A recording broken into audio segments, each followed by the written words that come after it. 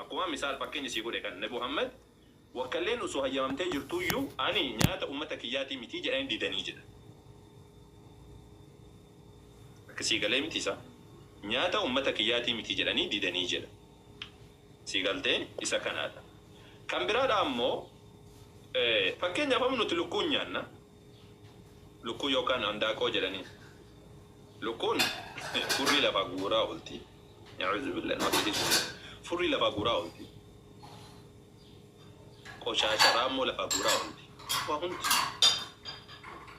تجي بكسمتو يانا كنو نتي ورا لقون يانا تجرى غري سادا كجيب جرى لقو أبانين كم نجرى نمني برباد سيقالتين لقون يانا تجرى غري سادا سيقالتين وانا غرغرا نياتشا والتي لقون nama gari ada ta'e namoota gariidhaaf waan lukkuun utiin nyaanna garuu ammoo warra nyaannetu jira wanne nyaannu jedhee kana kaditu jira si galtee warra nyaannu jedhee tinditu jira si galtee akkasi warra nama nyaachuu barbaade fakkeenyaaf amma lukkuun rabbiin nama nyaachuu barbaade lukkuun haraamii jedhee fidin keenya jechuudha lukkuun hayyamamaadha garuu namni hundi nyaachuu qaba jedhameetii miti siin jechuu barbaade akka aadaatiin akka naannootiin ati akka nyaata jiru fayyadamtaa siin jechuu barbaade kan biraa ammoo kaati waa'ee nyaataati wal qabatee isa kanaadha siin jechuudha. Inni kun ammoo macaafa keessatti illee dhoowwamaadha miti bara. Macaafa keessatti illee dhoowwa waraabessa haa ta'u farda haa ta'u kamiyyuu dhoowwamaadha miti. Nyaata keessatti macaafni waan kana nyaadha waan kana dhiisaa namni dubbatu. Wanni nyaatamu guutuun isaatu Yesuus Kiristoos mataan isaa wanni gadi seenu guutuun isaatu xuraa'aa nama godhu waan bahutu xuraa'aa nama godhaa jedha. Sigalte wanna sigati sen mariman kesa gaddabreetiin jedhu kun xuraa'aa nama godhu jedha.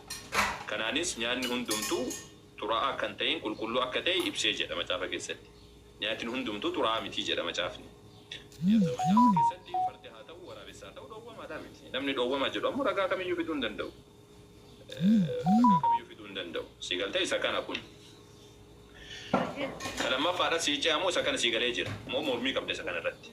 Hin qabdu naa galee. Tamam. Kalama fatisiche wae masanuda. Wae afurfudu la kan jedhu. Afurfudun.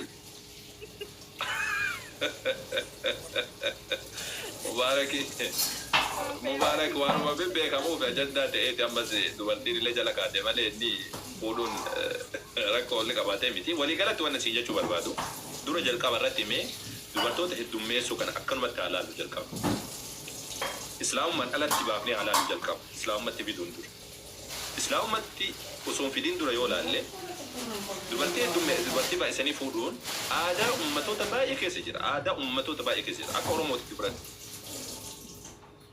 أورمون إسلام من ألا تيولا تيجون عادة أورمو كيستي دبرتو تيدو فودون إنه مجر أمار اللي فرد وكان أبا بربادي فرد عادة كيستي أيوة وانا كيستي يجودا umama kan nama keessatti jira aadaa garagaraa keessatti faranjii fudhatu kam araballee fudhatu hunduma keessa jira islaamummaan alatti usiin jechuufi islaamummaadha waan islaamummaan deeggaruu dhabeettiin alatti usiin jechuudha isa kanaaf jecha rabbiin subhaanahu wa ta'ala quraana keessa suuraa afuraffaa irratti gaafa waan kana hayyamu waan tokko furuudhaaf rabbiin waan kana hayyame sababni isaa maali araboonni yeroo sanitti dubartoota baay'isanii waan fuudhaniif jecha ka kudhan fuudhu jira ka baay'ee fuudhu jira dubartoota kana miidhaa inni isaadha.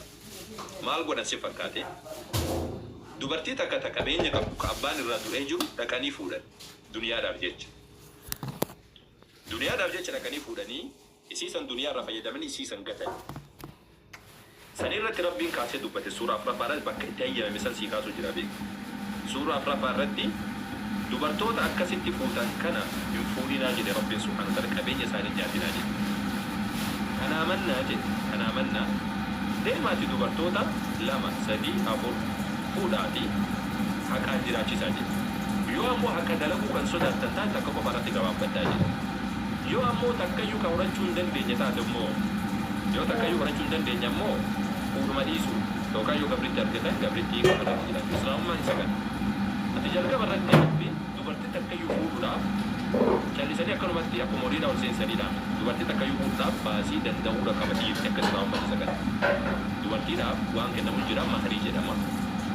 Lammaffaa horachuu danda'u qaba nyaanni isiidhaa dhugaatiin isiidhaa namticha irra jira. Mana ijaaruun namticha irra jira. Yaabbii qopheessuun namticha irra jira. Waan silaa jiruuf jedhamu kana guutuu qopheessummaa ulamaa'in garii beektoonni islaama garii wagguu dubbatan sarraatanyaa yoo qopheessuu fi qabaa jedha. Nyaata iyyuu hojjechuun qabdu. Nama nyaata sarraatanyaa nyaata hojjetuuf qopheessuu fi qabaa. Dhaggeeffataa ture. Akka waliigalatti jechuudha. Booda immoo sarraatanyaa naaf jettanii akka abbaa warra keessanii haasaan goone jechuudhaaf jedha. Waliigalatti inumaa bira dabalanii beektoonni islaamaadha. Sarraatanyaa meeqa kan jiru? Sarraatanyaa lama ta'uu qabaa warra jedhu jira. Nyaata iyyuu hojjechiisuu hin qabu warra jedhu jira. Takka fuudhee nyaata iyyuu hojjechiisuu hin qabu isiin teesseetumaan sarraatanyaa gochuu fi danda'uu qabaa jedha. Sii galaamuun isii jedhu kan. Kun seera islaamaa takka iyyuu fuudhuudhaaf si jechuu kooti.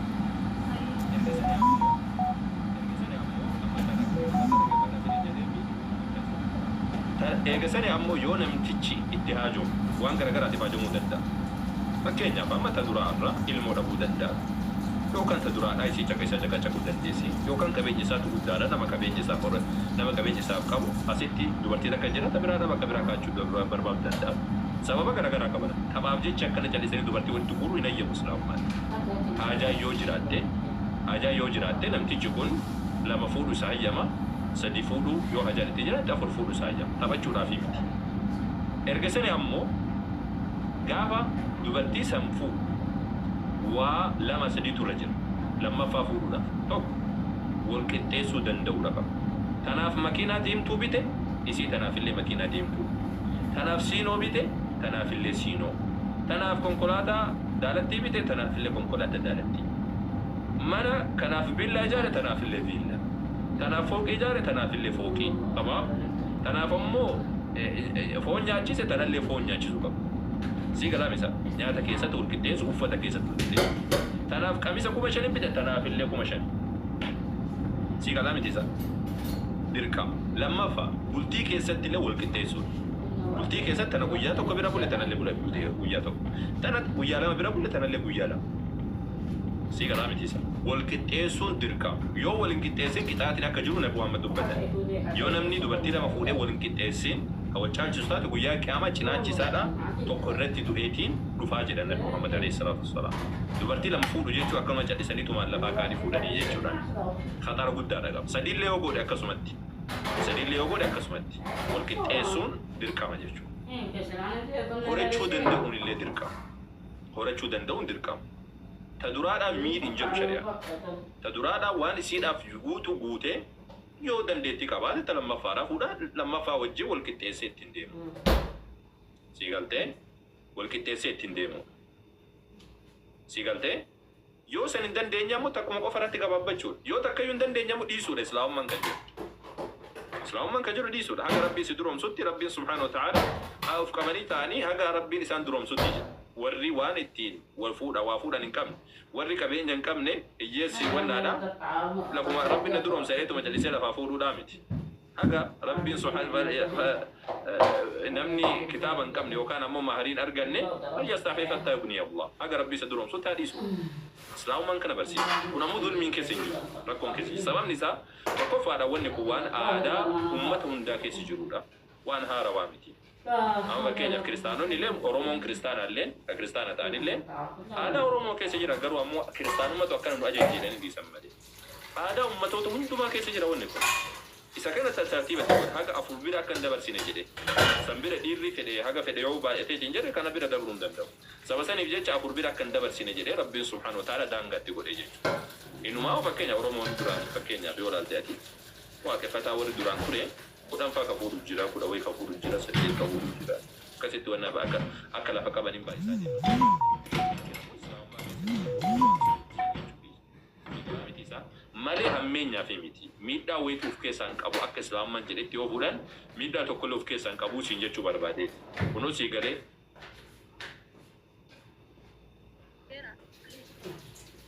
Okay, tamam. Kan biraadha ammoo bakka tanatti wannan siin jedhu dubartii afur fuudhutu dubartii lama fuudhutu irra wayya takka qofa irra gabaabatu irra wayya kan jedhu beektoonni islaamaa kan dubbatanii takka qofa irratti gabaabatutu irra wayyaadha jedhan. Si galtee sababni isaa yoo lama fuudhanii baasii fi wantoonni garagaraadhaa waan namatti baay'atu jedhaniin dubbatanii walii galatti كوني ميدا تقولين كابو أك إسلام من جد سنتي مالي جالي سني أكرمت جالي سني ولي تقولني متي إسلام من كان نيم ولي تقولي تان دربي تان تبي دمي تدراسني دربي تهارواتنا مو وفيتي كابين جلو إسلام كنت هو ما إسلام ما كده كمالي سيقالتي أكتدير كمال متي سنة يومي تيجي ولا بعد سنة مسلم تيجي تقول ولا بعد سنة يومي مباحة ورجل أن تجر هي ما جد ما مالي وان قدامهم برباچي سوي جناني وان تكافا مو متي سيجي شوكي سنتان